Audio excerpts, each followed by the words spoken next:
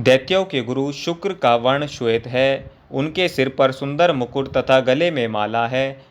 वे श्वेत कमल के आसन पर विराजमान हैं। उनके 4 हाथों में क्रमशः दंड, रुद्राक्ष की माला, पात्र तथा वरद मुद्रा सुशोभित रहती है।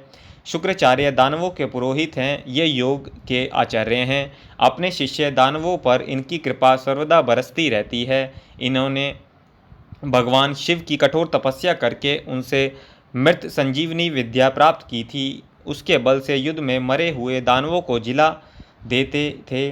मत्स्य पुराण के अनुसार शुक्राचार्य असुरों के कल्याण के लिए ऐसे कठोर व्रत का अनुष्ठान किया जैसा आज तक कोई नहीं कर सका। इस व्रत से उन्होंने देवादिदेव शंकर को प्रसन्न कर लिया। शिव ने इन्हें वरदान दिया कि तुम युद्ध में देवताओं को पराजित कर दोगे और तुम्हें कोई नहीं मार सकेगा। भगवान शिव ने इन्हें धन का भी अध्यक्ष बना दिया। इसी वरदान के आधार पर शुक्राचार्य इस लोक और परलोक की सारी संपत्तियों के स्वामी बन गए। महाभारत आदि पर्व के अनुसार संपत्ति ही नहीं, शुक्राचार्य औषधियों, मंत्रों तथा रसों के स्वामी हैं। इनकी सामर्थ्य अद्भुत है। इन्होंने अपनी समस्त संपत्ति अपने शिष्य असुरों को दे दी और स्वयं तपस्वी जीवन ही स्वीकार किया।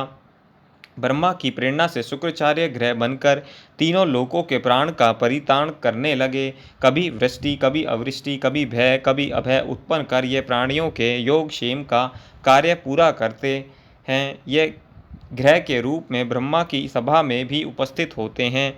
लोकों के लिए यह अनुकूल ग्रह है तथा वर्षा रोकने वाले ग्रहों को शांत कर देते हैं। इनके आदि देवता इंद्राणी तथा प्रत्यय देवता इंद्र हैं। मत्स्य पुराण के अनुसार शुक्राचार्य का वर्ण श्वेत है। इनका वाहन रथ है। इसमें अग्नि के समान 8 घोड़े जुते रहते हैं। रथ पर ध्वजाएं रहती हैं। इनका आयुध दंड है। शुक्र वृष और तुला राशि के स्वामी हैं तथा इनकी महादशा 20 वर्ष की होती है।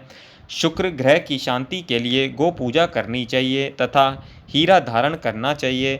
चांदी, सोना, चावल, घी, सफ़ेद वस्त्र, सफ़ेद चंदन, हीरा, सफ़ेद अश्व, दही, चीनी, गौ तथा भूमि ब्राह्मण को दान देना चाहिए।